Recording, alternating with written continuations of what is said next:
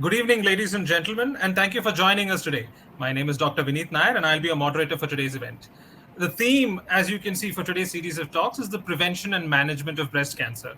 Our three speakers today will expound on the pathological, radiological, and treatment aspects of breast cancer.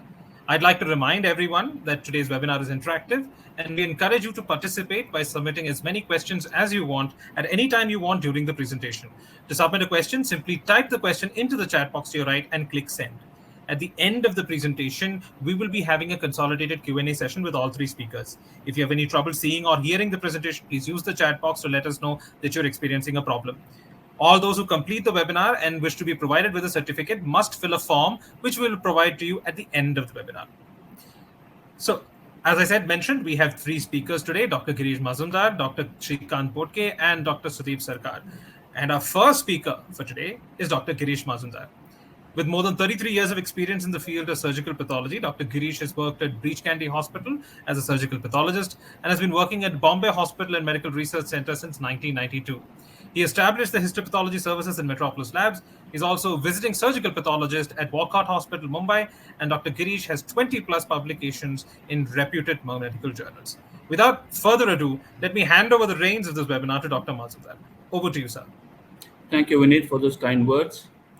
So welcome everybody to this webinar on breast cancer in the month of breast cancer awareness. I think I'm facing some problem with the presentation. I'll change the slide for you, sir. Yes, please. Can I take over from here now, Vineet? Yeah, I'll change the slides. You can just Okay. present. Yeah. So breast cancer is the world's most prevalent cancer in females. In 2020, 2.3 million women were diagnosed with breast cancer, with around 6.85 lakh deaths reported globally. Breast cancer occurs in women at any age after puberty, but with increasing age in later life. Only about 0.5 to 1% breast cancers occur in men.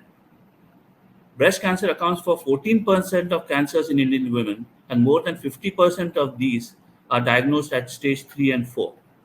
Next, please.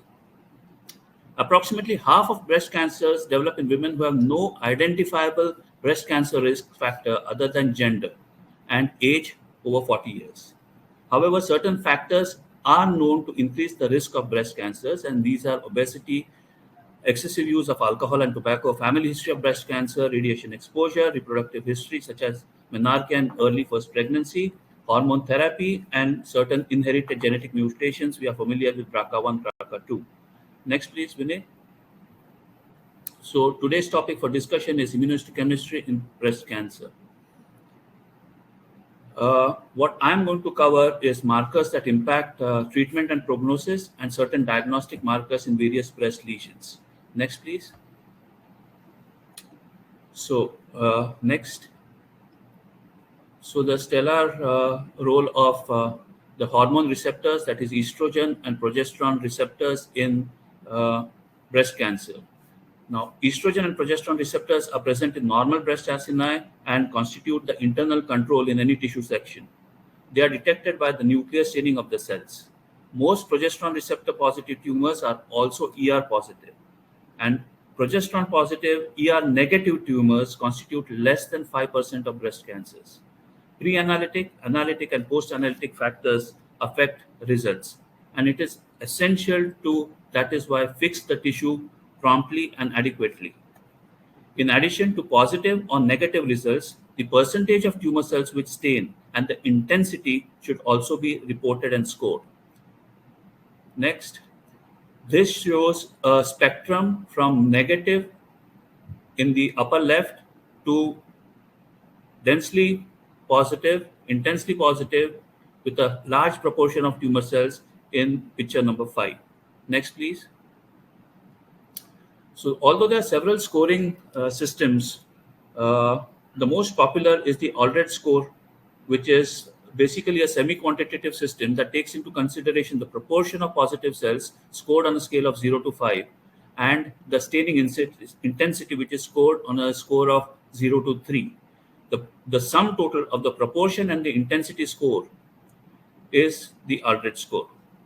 Now, if a core biopsy, can we go back a little bit? If the core biopsy is negative, then the hormone receptor analysis should be repeated on the resected tumor. Next, please. The next is HER2 or NEW. Now, 15 to 20% of breast cancers express HER2. The expression of HER2 is associated with a poor prognosis, that is, high recurrence rate and mortality. The expression of HER2 is predictive of response to anthracycline and taxane-based therapy, and hence benefit from the use of trastuzumab, that is Herceptin. HER2 positive tumors generally show a relative resistance to endocrine therapies. As in hormone receptors, pre-analytic, analytic, and post-analytic factors do influence the HER2 testing and the intensity of staining. Next. For the hormone receptors, HER2 is also scored from negative score 0, which indicates no staining or faint membrane staining in less than 10% of tumor cells, to negative 1+, which is faint or partial staining in more than 10% of tumor cells, equivocal or weak positivity 2+, where the membrane staining is complete and is weak to moderate but complete and in more than 10% of tumor cells. Equivocal result requires confirmation by FISH. A positive 3+ staining is strong, complete membrane staining in more than 30% of the tumor cells. Next, please. This shows the various degree of scoring in HER2, ranging from 0 to 1+, then a score of 2+, and then intense membrane staining scoring 3+. Next, please. In addition to the hormone receptors and HER2, the fourth to complete the panel is the MIB, or the Ki67 proliferation index, which marks cells in all cycle phases except the resting phase, that is G0. The percentage of stained nuclei indicates the proliferation index. Next. Androgen receptors are also stained and are expressed by both ERPR as well as ERPR negative breast cancers. It is most useful for triple negative breast cancers and predicts a favorable prognosis in early stage disease. There are two subgroups of androgen positivity: those with staining 1 to 10% of cells and more than 10% of tumor cells. CK56, cytokeratin 56, is expressed by basal-like and metaplastic squamous cell breast cancers, and also stains the basal cells of prostate and basal myoepithelial cells of the breast. Next. EGFR is overexpressed in less than 10% of breast cancers, and these are generally negative for hormone receptors. Next. GATA3 is also a marker for good prognosis in a univariate analysis. Tumors which express low GATA3 have significantly shorter overall and disease-free survivals. Next. So we now come to certain diagnostic markers which we use in breast pathology. The first and foremost being markers for the detection of myoepithelial cells, because the presence of myoepithelial cells is indicative of a benign or non-invasive process.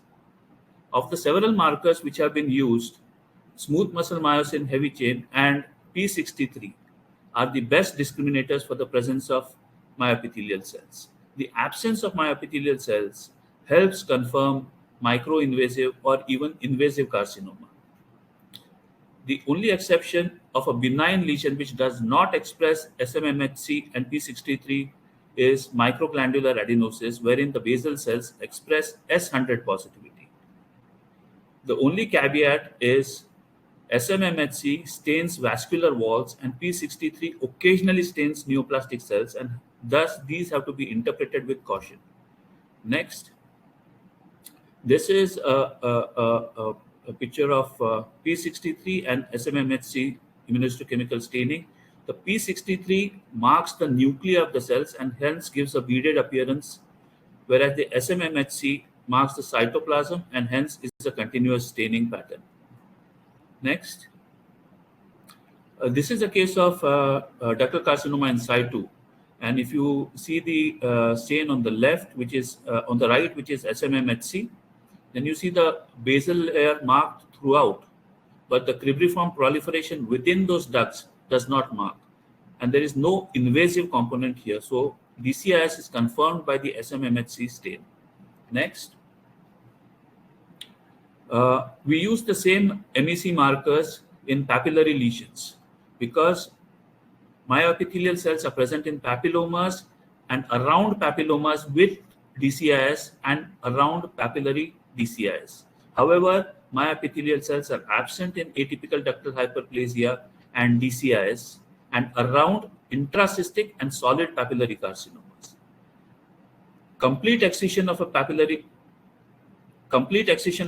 lesion is recommended for assessing invasion based on myoepithelial cell antibodies.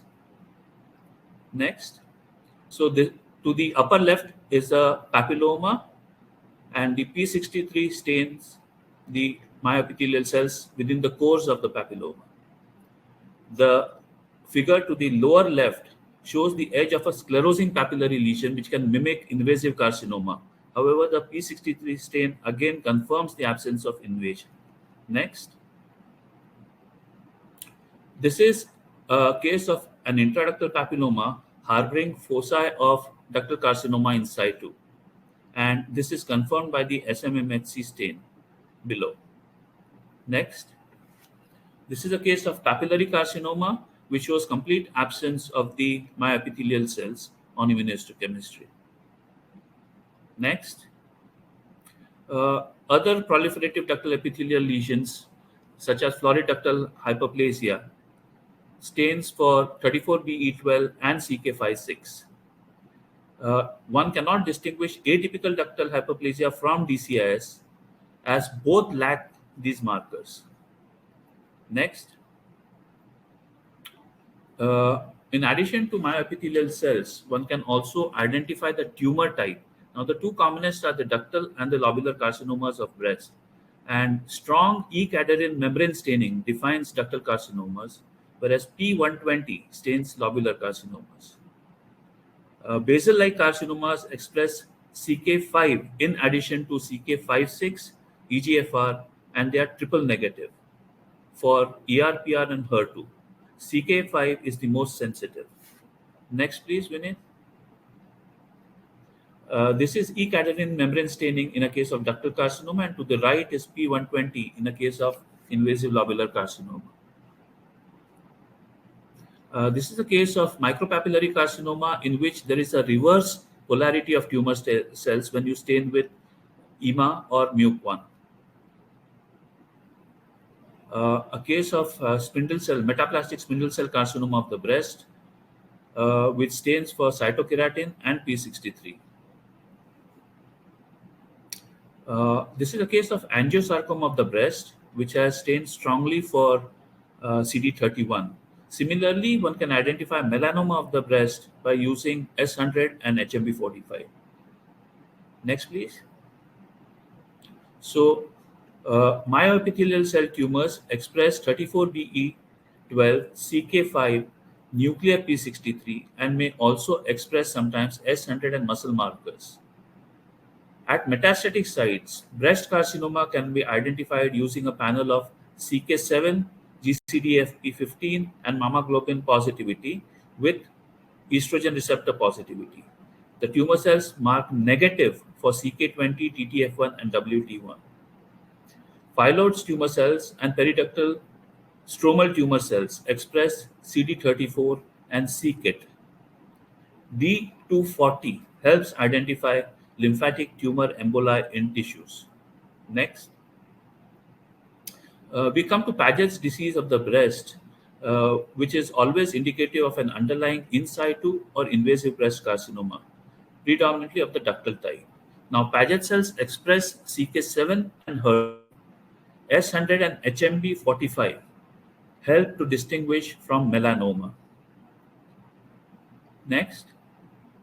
It is also necessary to distinguish Paget's disease from Bowen's disease of the nipple. Now, this is CK7 negative, CK5 positive, and P63 positive. Next. So to summarize, immunohistochemistry is critical for diagnostic, theranostic, and genomic applications in breast cancer. With the advent of targeted therapy, many additional biomarkers are being analyzed, and the focus is shifting from morphology and immunohistochemistry to molecular testing. Thank you. Thank you, Vinay. Thank you for that crisp presentation, sir.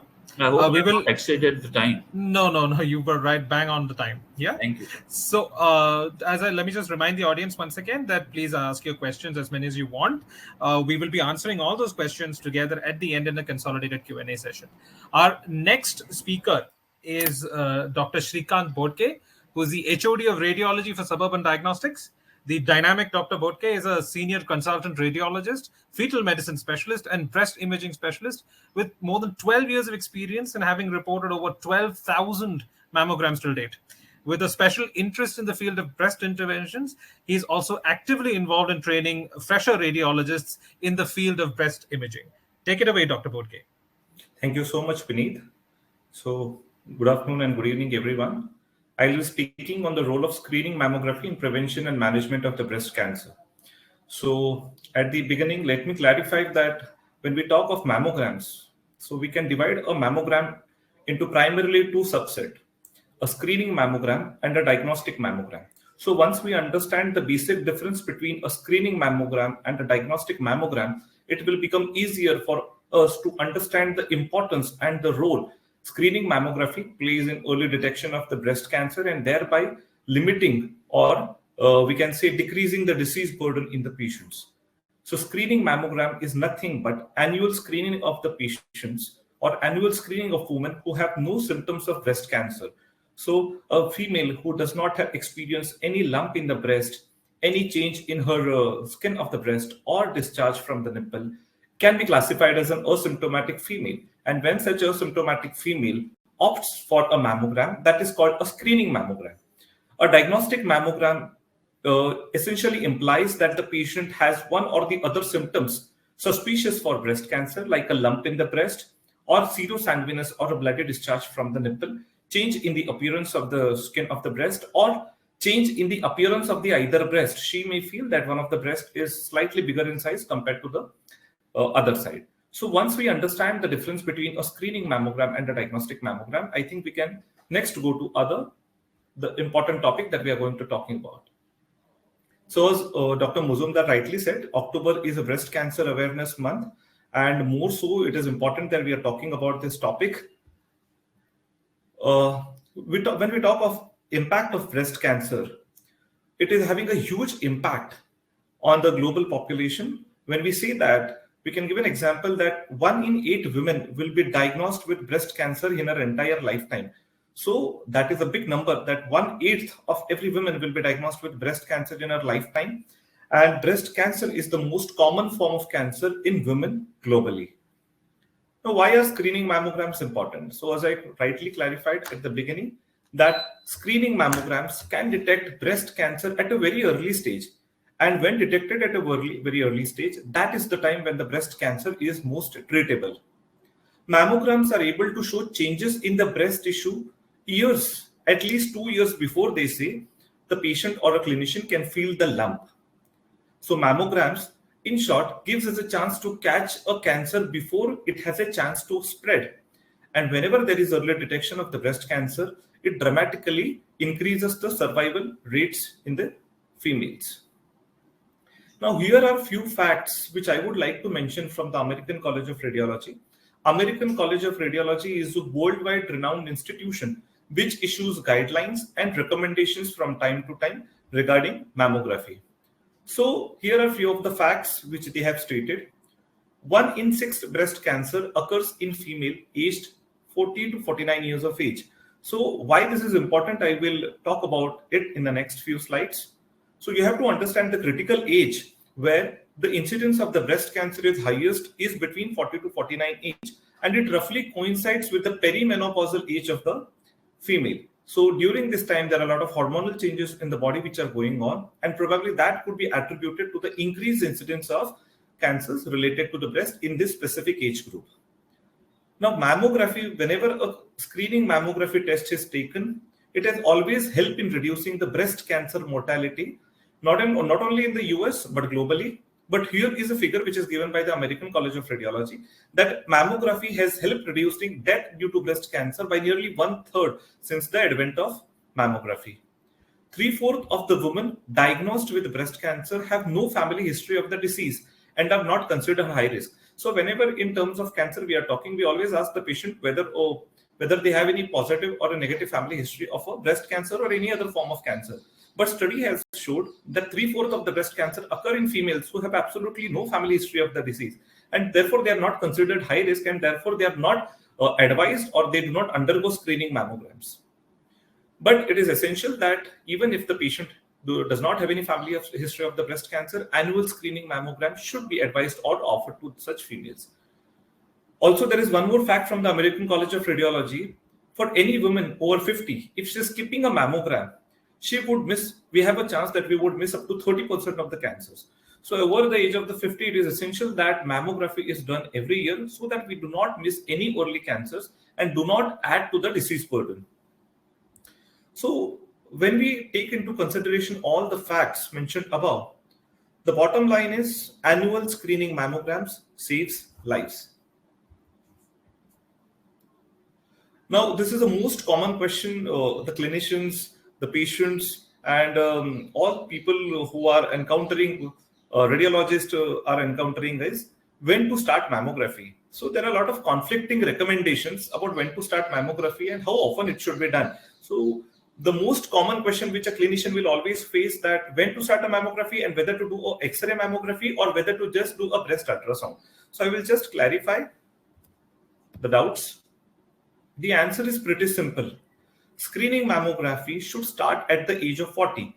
As we saw in the earlier slide, highest number of or the increased incidence of the breast cancer is in the age group between 40 to 49. So it is ideal that we start at the age of 40, and it should be done every year, and we should continue as long as the patient is in good health and expected to live at least more than 10 years. So whenever we talk of screening mammography should be offered to all patients above the age of 40 years. That is the baseline. And there are different recommendations that after 50 or 55 years of age, we can switch to doing mammography every 2 years. But the latest recommendations say that we should start at the age of 40 and continue doing it every year till we are in good physical condition and are in good physical condition to undertake the mammography test. Again, as I mentioned earlier, that there are a lot of confusion regarding what test we should do for detecting or early detection of the breast cancer. Is mammography sufficient, or we should add ultrasound or MRI? Now, it primarily depends on the risk factors. There is no efficient tool as an X-ray mammography for screening, and we should always opt for that. But yes, we can definitely have some additional tests like ultrasound and MRI, and when to choose that additional test depends on the risk factors. Risk factors can be broadly divided into two subsets: the risk factors that we cannot change and risk factors that we can change. So whenever a doctor is advising the patient to undergo a mammography along with some additional tests, he has to pay attention to the risk factors which are there present with the patient. The risk factors we cannot change are being a woman. That is the single most important factor which decides the incidence of the breast cancer. Though we do have some cases of breast cancer in male, but this is the single most important factor which will determine the occurrence of the breast cancer. Increasing age, BRCA1 and BRCA2 gene mutation, family history of breast cancer or any other form of cancer, and presence of very dense or glandular breast tissue. So while we are aware, and while it is important that we are aware of risk factors that we cannot change, we have to focus on risk factors we can change. So risk factors we can change is minimizing the hormone replacement therapy in perimenopausal or postmenopausal age, limiting smoking and alcohol consumption, maintaining a healthy weight, and regular exercise. These are again annual screening mammography recommendations, to summarize it, which are issued by the American College of Radiology. So it recommends starting at the age of 40. Why it should start at the age of the 40? The American College of Radiology has given an explanation that it offers maximum benefit of reduced breast cancer death, less extensive treatment for cancers that are found, decreased chance that the disease has progressed to an advanced stage, and diagnosis and discovery and treatment of high-risk lesion. Breast cancer, as we all know, the incidence gradually and substantially increases after the age of 40. Are there any contraindications for doing the X-ray mammography? There are absolutely no contraindications for screening mammography. So there are no absolute contraindications, but yes, there are some relative contraindications for mammography. Like women with symptoms of or signs of breast cancer, we cannot do a screening mammography. We have to do a diagnostic mammography, which might include taking additional mammographic images like tangential views, oblique views, magnification mammography. It has to be combined with a dedicated breast ultrasound, and if needed, a biopsy or a FNAC should be done. Usually less than 40 years of age, mammography is not advised, mostly due to the presence of dense breast tissue. So on the mammography, we may not be able to differentiate between a lesion which is suspicious for a breast cancer and a normal glandular tissue, because the density of the tissue is such that the lesion may hide behind the dense glandular tissue. Pregnancy obviously is a contraindication for mammography. Women with breast implants. Now, screening mammography can be carried out in female with breast implants. The risk of damage to the implant is extremely small. However, the presence of implants make mammography slightly less sensitive, and clinically, the breast examination is more important in this woman. So we can do breast mammography in female with implants, but the sensitivity is slightly less as compared to the breast without implants. Are there any alternative imaging tests or interventions or surgical procedures to a screening mammography? The essential tool for screening is a mammography, but yes, breast ultrasound can be added to a mammography. At our clinic, at our Suburban Diagnostics, we offer breast ultrasound free of cost to every patient who has undergone a mammography. The reason is that breast ultrasound has a proven complementary role when used as a targeted examination after detection of an abnormal clinical or abnormal mammographic finding. So whenever we have any abnormal lesion on mammography, which we feel has slightly lobulated margins or irregular margins, a corroborative ultrasound will always help in classifying this lesion. Many a times we may feel that the margins are really very smooth, but ultrasound can help us guide whether the margins are actually smooth or lobulated or irregular, and we can have a definite diagnosis. And you can also see that there is an actually increased in the detection rate of breast cancer whenever a screening ultrasound is added to screening mammography. So nowadays, it is mandatory that we should offer screening ultrasound to every female, irrespective whether we pick any abnormal or normal findings on mammography. So as a rule, since last 12 years in Suburban Diagnostics, we are offering breast ultrasound to all the females who are undergoing screening mammography, irrespective of presence of any suspicious lesion on mammography film. MRI, definitely breast MRI has a role in screening women, but it should always be reserved for screening women with high risk of breast cancer, especially women who are carriers of genetic mutation for breast cancer like BRCA1, BRCA2, who have a past history of radiation therapy for Hodgkin's disease, or who have a strong family history of an ovarian cancer. Breast MRI, as we all know, that there is a cost factor which comes with a breast MRI. So breast MRI is generally not recommended for women with a normal risk for breast cancer due to relatively low specificity of MRI scanning for breast cancer and relatively low prevalence of breast cancer compared to high-risk population. So overall, if you see, X-ray mammography is an ideal screening tool for detection or early detection of the breast cancer. Now, nowadays, I have come across a lot of people claiming that thermography has an enhanced role in picking up breast cancers, and thermography is actually better in picking up breast cancers than X-ray mammography. But I would like to stress upon the fact that no other imaging modalities are recommended for screening. So if you see the guidelines and recommendations right now, it is only the mammography, X-ray mammography, which is recommended as an annual screening method for detection of the breast cancer. Thermography and electrical impedance have no role in the investigation of breast cancer and should be avoided as a clinical tool. At the most, they can be used as an adjunct if anyone desires so. But thermography or electrical impedance cannot be a substitute for X-ray mammography as a screening tool.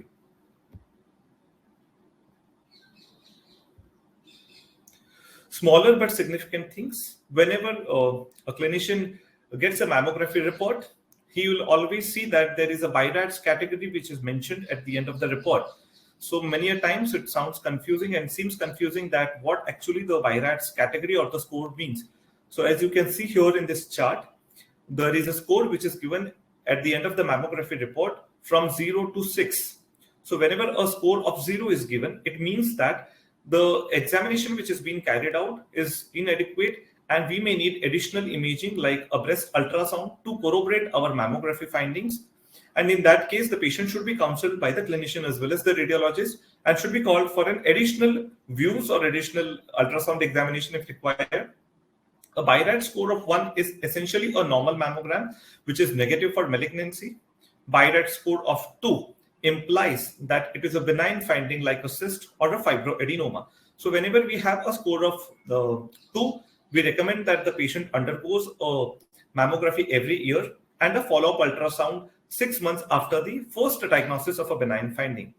A BI-RADS score of 3 indicates a probable benign finding, which may not be very highly suspicious for a breast cancer.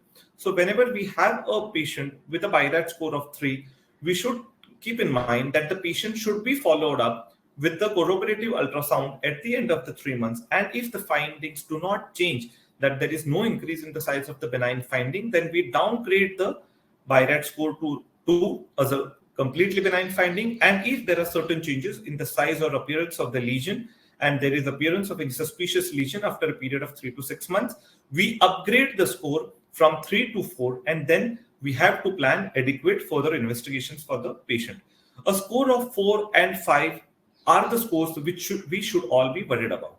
Whenever a BI-RADS score of 4 or 5 is present, it is suspicious to highly suggestive of malignancy, and additional tests like core biopsies should definitely be carried out in this patient for definite confirmation of a malignancy and to rule out if the mammography report is accurate.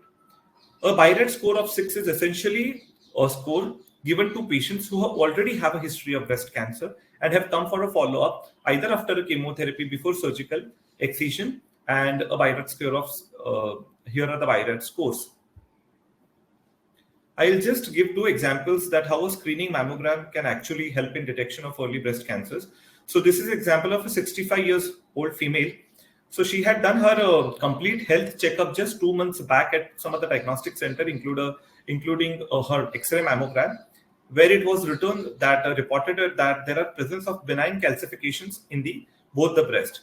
So patient just landed up for a routine health checkup at our center, and the patient insisted that she undergoes a mammogram, in spite of explaining her that since you have undergone a mammogram, there is no need for repeat mammogram. But she insisted, and fortunately for her, that we did a mammogram and we could pick up pleomorphic calcifications in both the breast. So it was decided that after consultation with the patient and talking with the breast cancer surgeon, it was decided that we do a core biopsy for this patient, and core biopsy turned out to be an invasive ductal carcinoma. The patient has been operated for bilateral mastectomy and is having a disease-free life after a period of 1 year. So it is 1 year back that we picked up on this screening mammogram, and that is how it is important that screening mammogram can detect very early cancer and can help in early detection of the breast cancers. This is again a case of 40 years female with the family history of the breast cancer. So out of curiosity and anxiety, she came to us for a screening mammogram, and what we could found that there was a speculated lesion. What we can see marked on the film is an arrow which is showing a high density lesion in the breast, and on doing a corroborative ultrasound, the margins were definitely speculated with presence of vascularity. Again, the patient underwent a modified radical mastectomy 6 months back. Her chemotherapy is complete, and she's come for a repeat sonography of the breast, which is normal.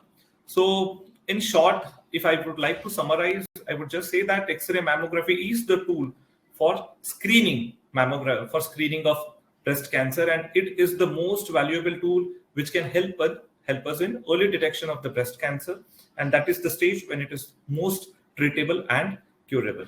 So thank you for the patient listening, and over to you, Dr. Vineet, for next session. Thank you, Dr. Bodke, for that very lucid and informative presentation. As I mentioned, let me just remind all our attendees that the questions will be answered together at the end of this of the sessions, on the end of all three sessions. Our third speaker for today is Dr. Sudeep Sarkar, a renowned oncosurgeon with more than 30 years of experience. He's currently working as a consultant in the departments of oncology at Nanavati Super Specialty Hospital and BSES MG Hospital, Mumbai. A surgeon with a decided clinical as well as academic bent, Dr. Sarkar has been the recipient of the Parekh Foundation Fellowship for Training in Head and Neck Cancer, the Diwali-Ben Mehta Foundation Traveling Fellowship at Memorial Sloan Kettering Cancer Center, New York, and is also a fellow of surgical oncology of the International College of Surgeons. And he's published 23 articles, authored 5 book chapters, and 30 plus oral and video presentations. We're honored to have you here, Dr. Sudeep Sarkar. Please take over. Thank you, Vineet. And time being short, I'll just launch into the short presentation that I've prepared. Now, veering away, if you notice the title of the talk, it is Breast Cancer Management Special Considerations, which basically means that I shall not be speaking on the normal, the anatomy, the epidemiology, the etiology, or the clinical presentation, how you diagnose, how you do an FNAC, mammograms, and the staging of the disease, and finally what surgery, conservation, mastectomy, etc., etc. So I've selected a few niche topics which are usually not touched upon when such sort of webinars are sort of arranged. So continuing from where Shrikant left, the current indications for MRI in breast cancer patients for us clinicians are, as he said, for screening in young, high-risk individuals, that is those with genetic predisposition, and screening in patients who have had breast augmentation, that he was talking about, mammography in patients who have had the implants and stuff. Yeah, the MRI, we would prefer an MRI for screening in such patients if they are high risk. And of course, in such high-risk patients or in such young patients, in an MRI, we would like an MRI to define the extent of the disease, the presence of multifocality and multicentricity in such patients who actually go on to develop invasive cancers. And then after surgery, sometimes the surgery is done outside in these young patients, and the patient comes to us, and there's a question whether an adequate surgery is done or the patient needs revision surgery. In those cases, also MRI would help us better with soft tissue delineation as to whether the patient requires a revision at the primary site or only surgery for the axilla. Then there is the concept of a neoadjuvant or primary chemotherapy nowadays, in which we give chemotherapy to these patients so that we can increase their chances of breast conservation for in larger tumors. And so, if you give chemotherapy to a patient and the tumor sort of becomes smaller, and sometimes it disappears. So when you go down for surgery, what do you resect? So pre-chemotherapy, we place a marker at the center of the tumor, and then the MRI is done before, during, and after the chemotherapy is over. Whenever we plan to go in for surgery, the MRI is the guide as to where we need to do our surgery. And there are incidences in which patients present with metastatic axillary lymph nodes with nothing palpable in the breast clinically, or nothing seen in the mammogram, or maybe it might be a very dense breast and nothing is felt or seen in the breast, and the patient has metastatic positive FNAC, positive core metastatic disease in the axilla. In such cases, the MRI picks up such occult primaries in more than 50% of cases. And then, of course, if a patient has undergone surgery for breast cancer and she has also had reconstruction done, in such patients, the MRI picks up the recurrence areas much better than normal examination. A little bit about hormone therapy. I'm talking about hormone therapy in case of hormone replacement therapy for postmenopausal women, and I'm talking about the combined OC pills in case of premenopausal women. Now, HRT is very effective in alleviating the menopausal symptoms, and in patients who have had hysterectomy, we would recommend only estrogen therapy. And it is not a major risk for breast cancer, but it is maybe a risk factor for vascular disease in high-risk women and who begin HRD very late in life. But we know that this is usually given for about 3 to 5 years max. The modern pills, the estrogen progesterone combination pills given to premenopausal ladies, have not been proven to increase breast cancer risk in young patients. But they are associated with protection against ovarian, endometrial, and colorectal cancers, which far outweighs the risks of breast cancer that these pills might give. But yes, if the patient already is a patient of breast cancer or has recently undergone treatment, then we would not like to start them on these kinds of OC pills. Now, we have moved on from routine histopathology. That, of course, is the first step for diagnosing like infiltrating duct carcinoma or invasive lobular carcinoma and stuff. But now we are talking about molecular subtypes of breast cancer. In these molecular subtypes, there have been 4 categories: the luminal A, B, the triple negative, and the HER2 type of cancers. So these sort of cancers, by categorizing them in these 4 categories, we know that their molecular markers are favorable in luminal A, which means estrogen and progesterone receptors are positive, the HER2 receptor or the aggressive factor is negative, and the multiplication index, the proliferation index of the tumor is low, that is the Ki67. Similarly, if you go down to the triple negative breast cancer, which is the worst, you have the estrogen receptor is negative, the progesterone receptor is negative, the HER2 receptor is negative. So there is nothing that you can give the patient once you have done your surgery, apart from radiation if indicated. There is nothing else that you can offer. You cannot offer chemotherapy. You can offer chemotherapy, but after that, after the completion of chemotherapy, there's nothing as maintenance therapy in the form of hormonal pills like tamoxifen or the anastrozole, and you cannot give them Herceptin, which is such a wonderful drug, which works even in breast cancer with brain metastasis. So these are the 4 molecular subtypes which can sort of tell us as to how aggressive this cancer is going to be. And this is just a molecular portrait of these cancers, like I said, ranging from luminal A down to basal and HER2 receptor type of breast cancer. Now, just touching upon this topic of breast cancer coming down inherited, you have this unaffected father and mother with breast cancer gene, or the BRCA gene with a mutation. These are repair genes, mismatch repair genes, which have mutated. So she is carrying a mutated gene, a BRCA gene. So amongst the daughters, one might may be affected by breast cancer, but the other may have the same risk as the rest of the population. And one of the sons may carry a susceptible BRCA gene, may not have breast cancer as such, and the other may have just the same risk as in population. So what are these BRCA1 and BRCA2? We said that both these genes code for DNA repair. And if there's a mutation in any one of these genes, the risk of the lady getting breast cancer increases from 10 to almost 80% in her lifetime. And these can be inherited either from the mother or from the father. Just to show you that if this is the BRCA mutation population and this is a normal population, this population expected to get 50% of these people are expected to get breast cancer by the age of 50.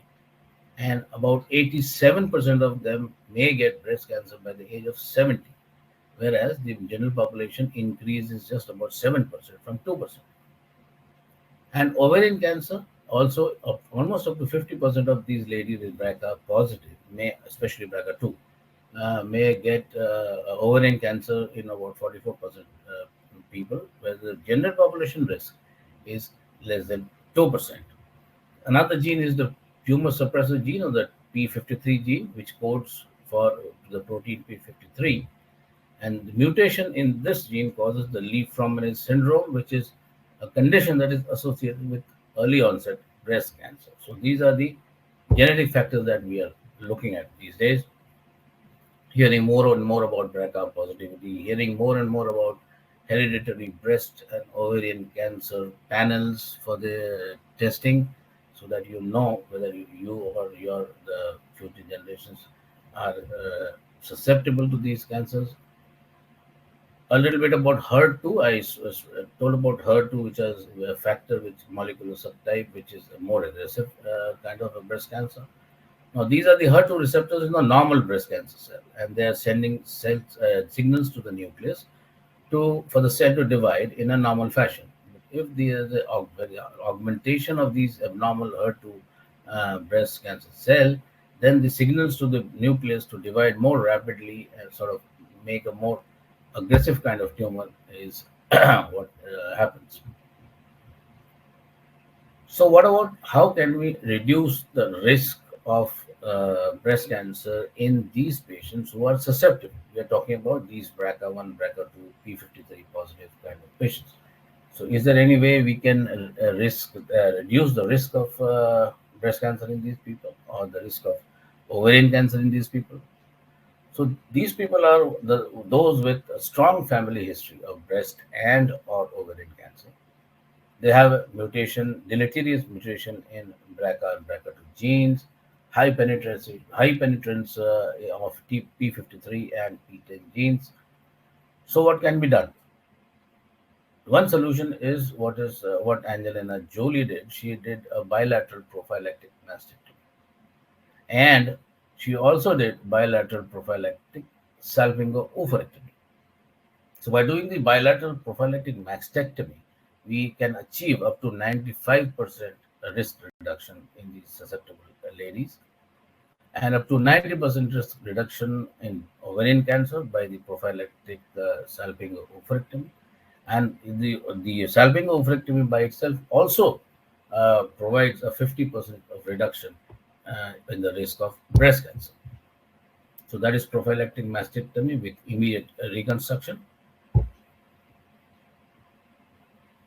And the next topic that I have selected is oncoplastic breast surgery. As I said in the beginning, for surgery for breast cancer, either breast conservation surgery or modified radical mastectomy or mastectomy with immediate reconstruction.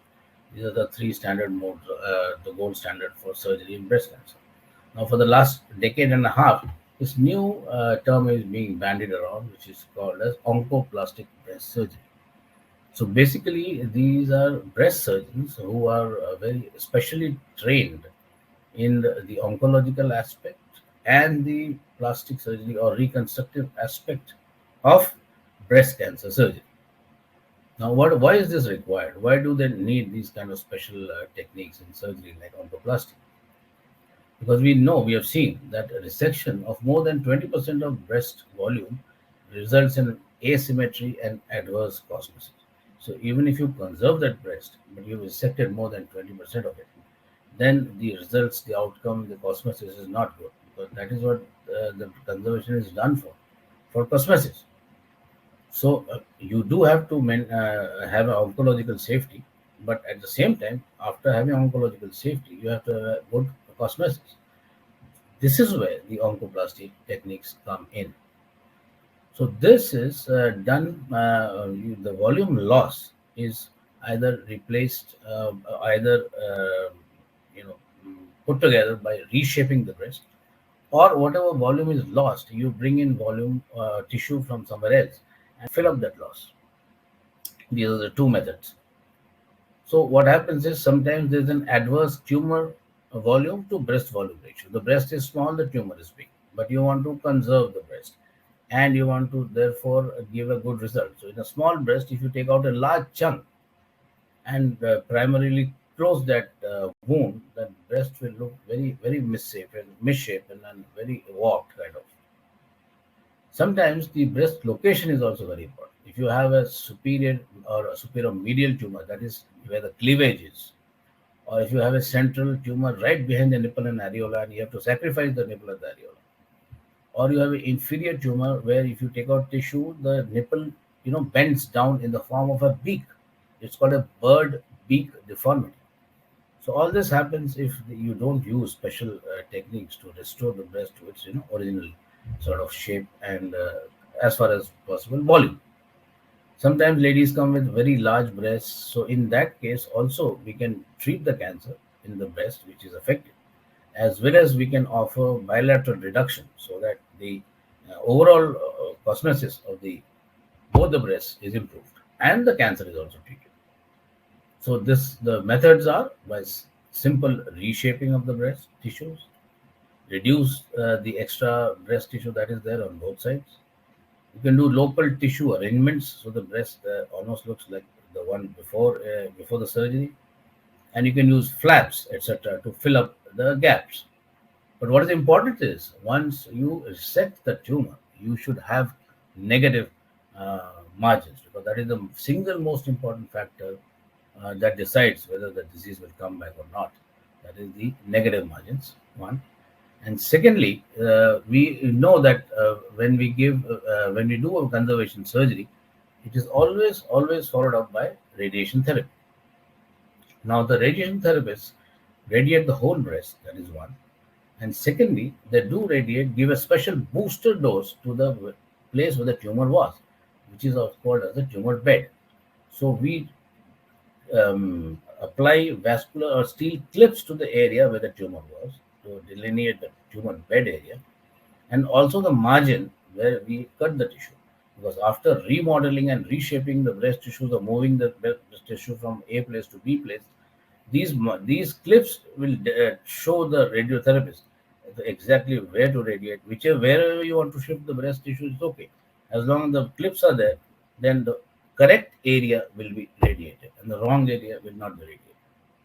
There's just a few examples of this oncoplastic surgery. You can see this volume of tissue has come out. And while rearranging the breast tissue from both sides, a primary closure has been achieved and the shape looks good. Here the tumor with the nipple and areola has come out as a round block, and this is a skin island of the same size which has been designed on the lower side, and this whole block of tissue moves up into this defect like that.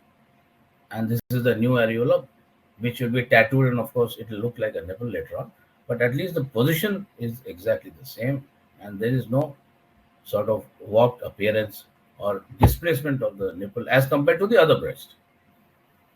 A few examples of a large volume of tissue which is lost. And so this is a latissimus dorsi flap being brought in from inside, and it fills up the defect. So the shape and the roundness, etc., remain almost the same. Another large volume excision from superior medial quadrant, and this is of course sort of volume. Dr. Sudeep, we are running out of time. Yes, so Yes, sir. I'm almost finishing. So this is volume, displacement, and primary closure.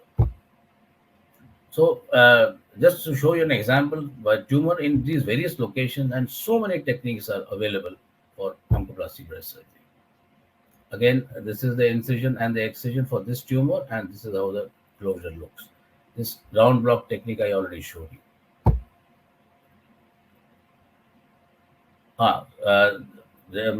Some patients who have very early sort of cancers, and they are low risk cancers. For example, hormone positive, HER2 negative, and very small tumors. Now, these people may not need chemotherapy after the surgery. So these are gene signatures which have been developed, which if tested on the tumor, and they give us a risk of recurrence score. So these are the scores. So patients with the early low scores may not require chemotherapy, and patients with high scores will require chemotherapy. So quite a large percentage of patients may avoid chemotherapy, which is the goal nowadays. Lymphedema happens like this. All the patients of breast cancer after surgery are prone to lymphedema, and we have many techniques now, like a sentinel node biopsy, in which you just take out the level 1 nodes, so that you don't excise all the other group of nodes, only the level 1. And if these are negative, you don't have to go there, and lymphedema is avoided. I'll skip this. And something about sexual health. In breast cancer patients, there is loss of libido, there is loss of arousal, there is loss of body image, and the partner may not be very conducive to the changed body appearance of the patient, which all sort of accumulates in depression and other kinds of sort of mental and physical health downtrend in these patients. So what is very important, nobody touches upon this, is the sexual health. We have to take care of sexual health of these patients who have undergone treatment, sometimes mutilating treatment like a mastectomy for breast cancer. And so what we say is that a partner's emotional involvement is a strong predictor for a woman's sexual, marital, and emotional adjustment after breast cancer treatment. And then I would like to leave you with that kind of a message that this aspect of sexual health, or going back to normal life, normal marital life, normal emotional sort of adjustment with your partner is very important. After all the surgery and all the chemotherapy and all the radiation you do, you throw at that lady, please remember that this is one of the most important things, because they have to carry on for a long time with the same partner. And thank you for a patient listening, and sorry for the overshoot. Thank you, Vineet. Thank you, Dr. Sarkar, for that wonderful presentation. We will now, just to the audience, we will now be collecting the details of the attendees for the certificate. If you look to the chat box, you will notice a link has been placed in the sticky message on top of the chat box. Please click this link and enter your details exactly how you want it on the certificate. Once you've entered these details and submitted the form, you will receive a certificate in your email inbox within the next 10 days. Also, please note that I'm making a poll go live. So please enter your rating of our webinar in terms of content between 1 to 10, with 10 being the highest score. Moving on to our Q&A session. So we have a couple of questions for all the speakers. I'll just start off with Dr. Girish. So one question that I've had is, can you suggest an IHC panel to diagnose or to differentiate between the different spindle cell lesions of the breast? Well, the panel can be quite extensive, but basically it would have to have mesenchymal markers also, in addition to the ones which I've already mentioned. Prima facie, we would like to do vimentin, the cytokeratins, the P63, the SMA, Desmin, S100. So the mesenchymal markers alongside the ones which we had for metaplastic spindle cell carcinoma. Okay. To Dr. Bodke, there's a very common question put here as to if it's a patient with a high risk or a female with a family history, at what age should they start doing mammograms? See, for patients with high family history, as I said in the slides and during my talk, less than 40 years of age, the breasts are really dense. So the sensitivity and specificity of mammography may not be that much, but definitely we can have a screening mammography for such females starting at the age of 35, and we do it every year, every 2 years till she reaches 40, and then she can go for an annual screening mammography. So any female who have a very strong family history of breast cancer, the screening can start at the age of 35 years. She can do the screening every 2 years till 40 years of age, and then after 40 years, she can do a screening mammography every year. But apart from that, apart from mammography, what is the single most important factor for such females is regular self breast examination. I think that is the single most important factor, that how do the breast feel? Are there any changes in the soft tissue or the tissue of the breast which she can notice? And if that is the case, then she can definitely go for additional tests like X-ray mammography. So before 35 years of age, self breast examination, regular examination of the breast. After 35 years, if the patient is very much, if she is having a lot of anxiety or she has a strong family history, start X-ray mammography at the age of 35, repeat every 2 years, and then after the age of the 40, annual screening mammography. So this would be the same for for women who have also been found to be BRCA positive? Yes, for BRCA positive, the screening should start slightly early at the age of 35. At the age of 30. Okay. Yes. To Dr. Sudeep, there's a question that that has been come up. Basically, what is the normal breast cancer treatment protocol in men?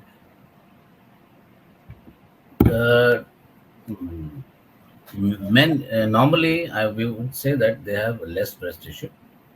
So the amount of breast tissue between the nipple areolar complex and the pectoralis major muscle is very less. So any small tumor is either touching the pec major inside and the skin subcut tissue outside. So there's hardly any place for breast conservation as such, although I mean technically one would say that it is possible to do a small lumpectomy for it in a very distantly placed tumor, but no, the standard treatment for men for breast cancer is modified radical mastectomy. Thank you, sir. To Dr. Girish, there is a question that if in recurrent cases, does the IHC profile of the profile of the breast change, of the tumor change? For example, the patient is Yes. given the example that Yes. can the first be HR positive and then later become TNBC or Yes. HER2? You can have that. You can have that with the metastasis also. So many centers also advocate that we do the hormone receptors and Herceptin on both the primary tumor as well as the metastatic or the recurrent tumors. Okay, thank you, Dr. Mazumdar. To Dr. Bodke, there's a question that has to come up. Basically, in considering radiation exposure from X-rays and the possibility of unnecessary medical interventions, what is for what maybe turn out to be benign lesions? Because there's an argument going on about mammography. What's your opinion on this? No, I could not get your question properly. Yeah, so considering radiation, there is a lot of fear that yearly radiation exposure, plus the fact that there may be, especially in younger patients or even patients above 40, there may be benign lesions which may be caught up causing unnecessary medical intervention. So there is a camp of people who was basically saying that mammography is not required. So what's your take on that? No, see, the amount of radiation, it is a very targeted radiation, and the amount of radiation used is very less. So it is a low dose X-ray examination of the breast. Definitely a radiation exposure would be there, but the amount of radiation is usually very harmless. Till date, the literature has not documented that X-ray radiation mammography has caused any incidence of cancer elsewhere in the body or in the breast also. So it is a very low dose X-ray which is used for mammography. It is a focused radiation, no other body part is usually exposed, and it is absolutely harmless. So when we calculate, so when you have to evaluate any test, any radiation test, you have to evaluate the risk and benefit ratio. So when you apply the risk and benefit ratio for X-ray mammography, then definitely the benefit which would be obtained by doing an annual screening mammogram would definitely outweigh the risk which is associated with getting a mammography done. So there is absolutely no contraindication, and people should be rest assured that it is very a low dose X-ray which is used. It is very focused radiation which is used, and there is absolutely no harm which is associated with getting an annual screening mammogram done. So it is once a year. Once a year, absolutely there will be no harm which will be caused to the patient, and any sort of anxiety should not be harbored by the patient. Thank you, Dr. Bodke. To Dr. Sudeep, what is the indication for doing BRCA testing? Should it be done only when the female has a history of cancer in the family, or are there any other indications for doing BRCA testing in a female? No, we are basically doing the BRCA tests only when we have a strong family history, or especially in very, very young patients who come to us, say, at the age of 23, 24. Such patients we do BRCA testing. Otherwise, we do it only for patients who have some kind of family history, strong family history, either breast or ovarian cancer. In those, we advise BRCA testing.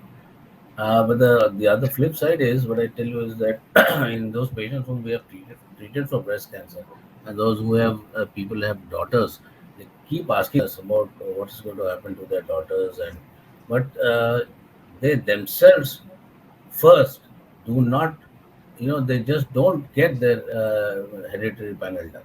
They just refuse. They will not get their own test done, and they will keep asking about their children, their daughters as to how to prevent breast cancer in them, or how to test, or whether to test at all.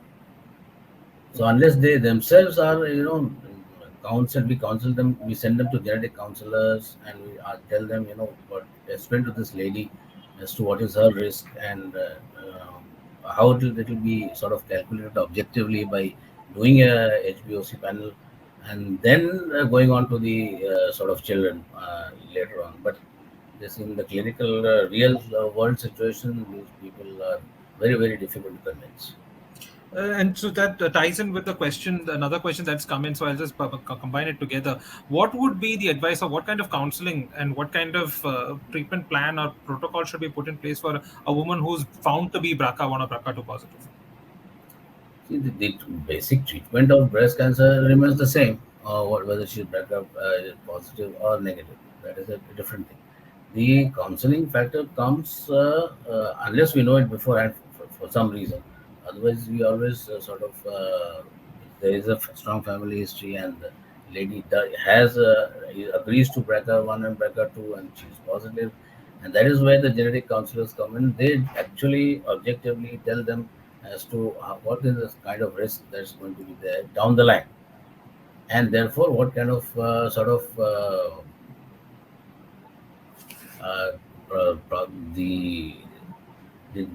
the daughters basically, or even the sons, what kind of tests or what kind of things that they have to look out for in their lifetime. What is the kind of checkup that they're going to do, whether they're going to do actual physical examinations, or whether they're going to do their BRCA testing 1 and 2. And if that comes positive, then what is the next step? What do they do? Do they do something prophylactic? Do they wait for cancer to appear? Do they complete their families and then get their breast removed? There's so many connotations and permutations and combinations and things. But that is an exclusive work of the genetic counselor. I think we don't do that. We sort of send, they're specially trained for these kind of advisory role for the breast cancer patient. But as far as the actual treatment goes, the BRCA positivity does not make a change in the kind of treatment, loco-regional treatment or systemic treatment that you give to the breast cancer. Thank you, Dr. Sudeep. One last question for the day to Dr. Mazumdar. Does AR positivity on IHC indicate any specific targeted treatment being possible? Not that I know of. Oh. Maybe Dr. Sarkar could help with this. Come again? Androgen receptor positivity, is there any specific targeted treatment for it?